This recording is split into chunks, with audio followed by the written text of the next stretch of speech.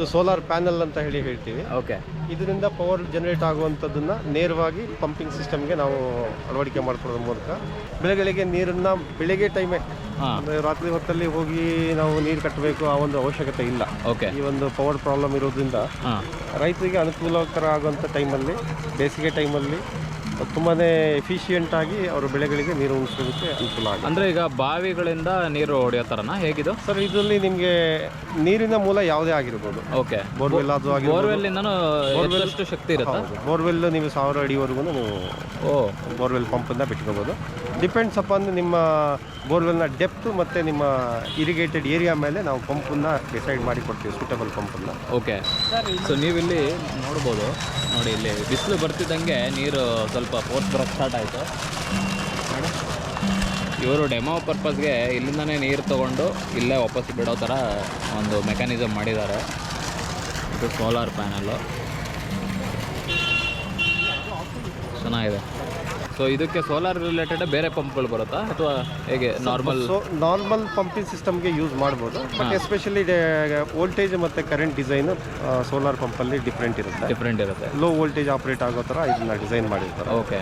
ಹಾಗಾಗಿ ಈ ಸಿಸ್ಟಮ್ನ ಅಳವಡಿಕೆ ಮಾಡಿಕೊಂಡ್ರೆ ನಿಮಗೆ ಎಫಿಷಿಯನ್ಸಿ ಜಾಸ್ತಿ ಇರುತ್ತೆ. ಒಂದು ಆಪ್ರೇಟಿಂಗ್ ಅವರ್ಸ್ ನಿಮಗೆ ಜಾಸ್ತಿ ಸಿಗುತ್ತೆ. ಓಕೆ. ಮಾರ್ನಿಂಗ್ ಒಂದು 7 ರಿಂದ 8 ಗಂಟೆ ಟೈಮ್ ನೀವು ಇರಿಗೇಟ್ ಮಾಡ್ಕೊಳ್ಳಿಕ್ಕೆ ಅನುಕೂಲ ಆಗುತ್ತೆ. ಓಕೆ. ಸಾಮಾನ್ಯವಾಗಿ ಹಳ್ಳಿ ಕಡೆ ಲೋಡ್ ಶೆಡ್ಡಿಂಗು ಮತ್ತು ಪವರ್ ಇರಲ್ಲ ಅನ್ನೋದೊಂದು ಸಮಸ್ಯೆ ಎಲ್ಲ ಕಡೆ. ಸೊ ಆ ಪ್ರಾಬ್ಲಮ್ನ ನೀವಿಲ್ಲಿ ಅಡ್ರೆಸ್ ಮಾಡಿದ್ದೀರಾ. ಬಟ್ ಈಗ ಸಡನ್ನಾಗಿ ನೀರು ನಿಲ್ತು, ಇದು ಸೋಲಾರ್ ಬೆಳಕು ಕಡಿಮೆ ಆಗಿದ್ದಕ್ಕ ಅಥವಾ ಆಫ್ ಮಾಡಿದ್ರ? ಆಫ್ ಮಾಡಿದ್ದಾರೆ ಸರ್. ಓಕೆ. ಸೋಲಾರ್ ಇಂಟೆನ್ಸಿಟಿ ಇನ್ನು ಸ್ವಲ್ಪ ಕಡಿಮೆ ಇದೆ. ಓಕೆ. ಈಗ ಶುರುವಾಗ್ತಾ ಇದೆ, ಮತ್ತೆ ಶುರುವಾಗುತ್ತೆ. ಅಂದರೆ ಸೂರ್ಯನ ಬೆಳಕು ಕಡಿಮೆ ಆದ ಹಾಗೆ ನಿಮಗೆ ವೇರಿಯೇಷನ್ ಆಗುತ್ತೆ. ಸೊ ಒಂದು 5 ಗಂಟೆವರೆಗೂ ಯೂಸ್ ಮಾಡ್ಬೋದು? ಹೌದು, ಸಂಜೆ 5 ಗಂಟೆವರೆಗೂ. ಓಕೆ. ಈಗ ಏನು ಬೆಲೆ ಇರುತ್ತೆ ಈಗ, ಮತ್ತು ಇನ್ಸ್ಟಾಲೇಷನ್ ಎಲ್ಲ ಏನು ಪ್ರೊಸೀಜರ್ ಇರುತ್ತೆ ಸರ್? ಇನ್ಸ್ಟಾಲೇಷನ್ಗೆ ಈ ಪ್ಯಾನಲ್ ಅಂತ ಏನು ಹೇಳ್ತಾ ಇದೀವಲ್ಲ, ಇದು ನೆರಳು ಬೀಳದೇ ಇರುವಂಥ ಜಾಗದಲ್ಲಿ ಇನ್ಸ್ಟಾಲ್ ಮಾಡ್ಕೊಳ್ಳೋದು. ಸೂರ್ಯನ ಬೆಳಕು ಬೆಳಗ್ಗೆಯಿಂದ ಸಂಜೆವರೆಗೂ ಅದ್ರ ಮೇಲೆ ಬೀಳೋ ಥರ ಇರಬೇಕು. ಓಕೆ. ಅದು ಬಿಟ್ಟರೆ ನಿಮಗೆ ಇದಕ್ಕೆ ಜಾಗ ಒಂದು ಮನೆ ಮೇಲ್ಗಡೆ ನಿಮಗೆ ಜಾಗ ಇದ್ದರೆ ಮನೆ ಮೇಲ್ಗಡೆನೂ ಹಾಕೋಬೋದು, safety point of view. Okay. ಇಲ್ಲ ಮನೆ ಇಲ್ಲ ತೋಟದ ಹತ್ರ ಅಂತ ಹೇಳಿದರೆ ಈ ಥರ ಇದು ಮ್ಯಾನ್ಯುವಲ್ ಟ್ರ್ಯಾಕಿಂಗ್ ಮೂವೇಬಲ್ ಸ್ಟ್ರಕ್ಚರ್ ಅಂತ ಹೇಳ್ತೀವಿ. 360 ಡಿಗ್ರಿ ರೊಟೇಷನ್ ಬಂದಿದೆ. ಓಕೆ. ನಿಮಗೆ ಬೆಳಗ್ಗೆ ಅರ್ಲಿ ಮಾರ್ನಿಂಗ್ಗೆ ಬೇಕಂತ ಹೇಳಿದರೆ ಈಸ್ಟ್ ಸೈಡ್ಗೆ ಈ ಪ್ಯಾನಲ್ನ ರೊಟೇಟ್ ಮಾಡಿ ನಿಲ್ಲಿಸ್ಕೋಬೋದು. ಬೆಳಗ್ಗೆ ಅರ್ಲಿ ಮಾರ್ನಿಂಗ್ ನಿಮ್ಗೆ 8 o'clockಗೆ ಶುರು ಆಗುತ್ತೆ. ಓಕೆ. ಇಲ್ಲ ಲೇಟ್ ಈವ್ನಿಂಗ್ ನನಗೆ 5 ಗಂಟೆ ಮೇಲೂ ಬೇಕು ಅಂತ ಹೇಳಿದರೆ ನೀವು ವೆಸ್ಟ್ ಸೈಡ್ಗೆ ಇದನ್ನು ಕಂಪ್ಲೀಟಾಗಿ ರೊಟೇಟ್ ಮಾಡಿ ತಿರುಗಿಸ್ಕೊಂಡು ಪ್ಯಾನಲ್. ಓಕೆ. ಈವ್ನಿಂಗ್ ಒಂದು 5 o'clockವರೆಗೂ ನಿಮಗೆ ಸೂರ್ಯನ ಬೆಳಕಿನ ಪ್ರಖರತೆ ಯಾವ ಕಡೆ ಜಾಸ್ತಿ ಇರುತ್ತೆ ಆ ಕಡೆಗೆ ನೀವು ಆ ಒಂದು ಇದನ್ನು ಮ್ಯಾನ್ಯುವಲ್ ಟ್ರ್ಯಾಕಿಂಗ್ ಅಂತ ಹೇಳಿ. ಓಕೆ. ಬೇರೆ ಇನ್ಸ್ಟಾಲೇಷನ್ ಎಲ್ಲ ಕಂಪ್ಲೀಟ್ ನಿಮ್ಮ ಕಡೆಯಿಂದನೇ? ಕಂಪ್ಲೀಟ್ ಇನ್ಸ್ಟಾಲೇಷನ್ ಮತ್ತು ಕಮಿಷನಿಂಗ್ ಎಲ್ಲ ನಮ್ಮ ಸ್ಕೋಪಲ್ಲೇ ಇರುತ್ತೆ. ಓಕೆ. ಇನಿಷಿಯಲಿ ನಾವು ಸೈಟ್ ಸರ್ವೆ ಮಾಡಿ ಫಾರ್ಮರ್ದು ಬೇಸಿಕ್ ಡೀಟೇಲ್ಸ್, ಅದು ಬೋರ್ವೆಲ್ ಡೆಪ್ತ್ ಎಷ್ಟಿದೆ, ಮತ್ತು ನೀರು ಈಲ್ಡ್ ಎಷ್ಟಿದೆ, ಮತ್ತು ಎಷ್ಟು ಎಕರೆಗೆ ಅವರು ಇರಿಗೇಟ್ ಮಾಡಬೇಕು, drip irrigation system, sprinkler irrigation ಅಥವಾ ಫ್ಲಡ್ ಇರಿಗೇಷನ್, ಈ ಒಂದು ಬೇಸಿಕ್ ಡಾಟಾ ಎಲ್ಲ ಕಲೆಕ್ಟ್ ಮಾಡ್ಕೊಂಡು ಆದಮೇಲೆ ಅವರಿಗೆ ಸೂಟಬಲ್ ಪಂಪನ್ನು ಸಜೆಸ್ಟ್ ಮಾಡಿ ನಾವು ಅವ್ರಿಗೆ ರೆಕಮೆಂಡೇಶನ್ ಕೊಡ್ತೀವಿ. ಸೊ ಇದರಲ್ಲಿ ಯಾವುದೇ ರೀತಿಯ ಸ್ಟೋರೇಜ್ ಇರಲ್ಲ, ಡೈರೆಕ್ಟ್ ಪವರ್ ಜನರೇಟ್ ಆಗುತ್ತೆ, ಹಾಗೇನೇ ಇಲ್ಲಿ ಕನ್ಸಂಪ್ಷನ್ ಆಗುತ್ತಲ್ವಾ? ಸೊ ಸ್ಟೋರೇಜ್ ಬೇಕಂದ್ರೆ ಮತ್ತೆ ಬ್ಯಾಟ್ರಿಗಳು ಅದೆಲ್ಲ ಬೇಕಾಗುತ್ತೆ. ಬ್ಯಾಟ್ರಿಗಳು ಕಾಸ್ಟ್ ನಿಮಗೆ ಈ ಪಂಪಿಂಗ್ ಸಿಸ್ಟಮ್ಗೆ ಏನು ಇನ್ವೆಸ್ಟ್ಮೆಂಟ್ ಮಾಡ್ತೀವಲ್ಲ ಅದು ಡಬಲ್ ಆಗಿಬಿಡುತ್ತೆ. ಹೌದು. ಬ್ಯಾಟ್ರಿಗಳ ಅವಶ್ಯಕತೆನೂ ಇಲ್ಲ, ಯಾಕಂದರೆ ಬೆಳಿಗ್ಗೆ ನಿಮಗೆ 8 ಗಂಟೆ ಟೈಮು ನೀವು ಇರಿಗೇಟ್ ಮಾಡಿಕೊಂಡ್ರೆ ನಿಮಗೆ ಅದರಲ್ಲೇ ಸಫಿಷಿಯೆಂಟ್ ಆಗುತ್ತೆ. ಹೌದು, ಕರೆಕ್ಟ್. ಹಾಗಾಗಿ ಇದಕ್ಕೆ ಸ್ಟೋರೇಜ್ ಮಾಡಿ ಯೂಸ್ ಮಾಡೋವಂಥ ಅವಶ್ಯಕತೆ ಇಲ್ಲ. ಈಗ ಸಾಮಾನ್ಯ ಅಂದರೆ ಈ ಸೆಟಪ್ಗೆ ಎಷ್ಟು ಖರ್ಚಾಗುತ್ತೆ ಸರ್? 3 HP ನಿಮಗೆ ಅಪ್ರಾಕ್ಸಿಮೇಟ್ ಒಂದು 2 ಲಕ್ಷ ಖರ್ಚು ಬರುತ್ತೆ. 2 ಲಕ್ಷ.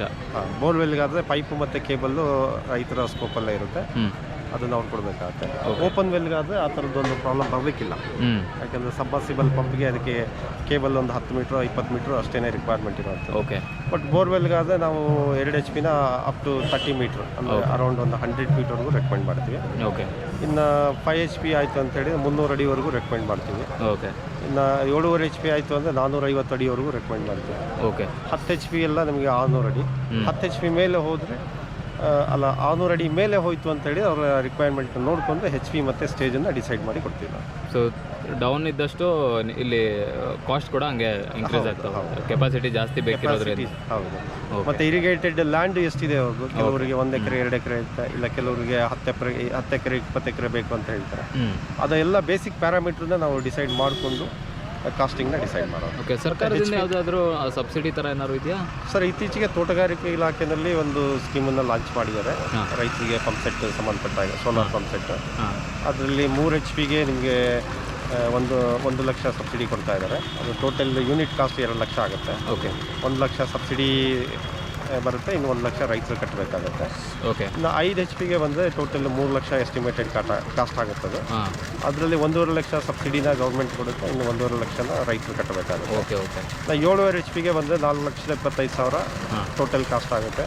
1.5 ಲಕ್ಷ ಸಬ್ಸಿಡಿ ಸಿಗುತ್ತೆ, ಇನ್ನು 2,75,000 ರೈತರು ಕಟ್ಟಬೇಕಾಗುತ್ತೆ. ಓಕೆ. ಅದೇ ಥರ 10 HP 5 ಲಕ್ಷ ಎಸ್ಟಿಮೇಟೆಡ್ ಕಾಸ್ಟ್ ಇದೆ.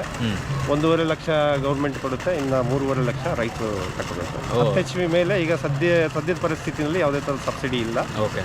ಮುಂದಿನ ದಿನಗಳಲ್ಲಿ ಬರ್ಬೋದು ಅಂತೇಳಿ ನಾವು ವೆಯ್ಟ್ ಮಾಡ್ತಾ ಇದ್ದೀವಿ. ಓಕೆ. ಈಗ ನೀರಿನ ಪಂಪ್ ಸೆಟ್ ಜೊತೆಗೆ ಬೆಳಕು ಬಲ್ಬ್ಗಳನ್ನ ಯೂಸ್ ಮಾಡ್ಕೊಳ್ಳೋದಕ್ಕೆ ಆ ಥರ ಬೇರೆ ಪವರ್ಗೂ ಯೂಸ್ ಮಾಡ್ಕೋಬೋದಾ ಇದನ್ನ ಹೇಗೆ? ಸರ್ ಡಿಪೆಂಡ್ಸ್ ಆನ್ ಕೆಲವು ಕಡೆ ತೋಟದ ಮನೆಗಳಿರುತ್ತೆ, ಅವ್ರು ಕಸ್ಟಮೈಸ್ ಸಿಸ್ಟಮ್ ಬೇಕು ಅಂತೇಳಿ ಅದು ಮಾಡಿಕೊಡೋ ವ್ಯವಸ್ಥೆ ಮಾಡಬೇಕು. ಇದ್ರ ಜೊತೆನೇ ಮಾಡ್ಬೋದು, ಮಾಡಿಕೊಡ್ಬೋದು. ಓಕೆ. ಬಟ್ ಅದಕ್ಕೆ ಅಗೇನ್ ಬ್ಯಾಟ್ರಿ ಇಟ್ಕೊಂಡು ಹೌದು, ಬ್ಯಾಟ್ರಿ ಇನ್ವರ್ಟ್ರು ಅದೇ ಆದಂಥ ಅಡಿಷನಲ್ ಮೆಟೀರಿಯಲ್ ರಿಕ್ವೈರ್ಮೆಂಟ್ ಇರುತ್ತೆ. ಓಕೆ. ಓಕೆ. ಆಫೀಸಲ್ಲಿ ಸರ್ ನಿಮ್ಮದು Bannerghatta road, Arakere gate. Okay.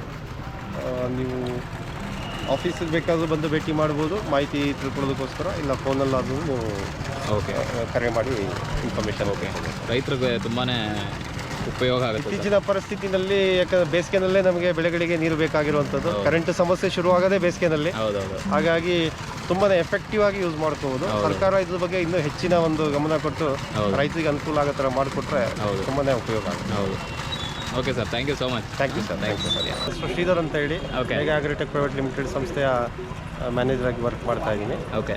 ಮಾರಿ ಎನರ್ಜಿಯಸ್ ಜೊತೆಗೆ ನಾವು ಟೈಅಪ್ ಆಗಿ ಮೆಗಾ ಅಗ್ರೋಟೆಕ್ ಸಂಸ್ಥೆ ಕರ್ನಾಟಕ ರಾಜ್ಯಾದ್ಯಂತ ಸೋಲಾರ್ ಪಂಪ್ ಸೆಟ್ಗಳನ್ನ ಅಳವಡಿಕೆ ಮಾಡ್ತಾ ಇದೆ ರೈತರಿಗೆ. ಓಕೆ. ಕರ್ನಾಟಕ ರಾಜ್ಯದ 30 ಜಿಲ್ಲೆಗಳಲ್ಲೂ ನಮ್ಮದು ಆಲ್ರೆಡಿ ಇನ್ಸ್ಟಾಲೇಷನ್ ನಡೀತಾ ಇದೆ. ಓಕೆ. ಒಂದು 100 ಘಟಕಗಳನ್ನ ಆಲ್ರೆಡಿ ಇನ್ಸ್ಟಾಲೇಷನ್ ಮಾಡಿದ್ದೀವಿ. ಓಕೆ. ಇದು ಸೋಲಾರ್ ಪ್ಯಾನಲ್ ಅಂತ ಹೇಳಿ ಹೇಳ್ತೀವಿ ಇದಕ್ಕೆ. ನೋಡ್ತಿರ್ತೀರಾ? ಯಾವ ಸರ್ ನೀವು?